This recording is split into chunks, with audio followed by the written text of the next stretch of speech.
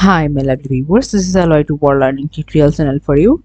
Today in this tutorial I am going to show you filter by private profile inbound rules check. So for this case we will go to the search options here and we will enter the control panel where we will find the Windows Defender Firewall that we can work it easily. So here the advanced setting. So we want to check the inbound rules profile. So how? So this is the profile option. So we want to check only the private things. So how many thing has been private, the thing has been checked.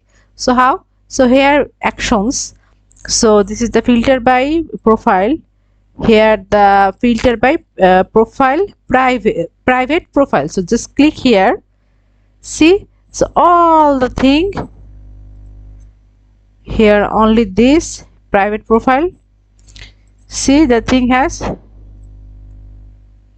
see here the multiple things, domain as well as the private. So we just click when the private included, all the thing has been revealed here. So in this way we can check the things. So thank you so much for watching this video. Please subscribe this channel. Hopefully this tutorial will help you so much.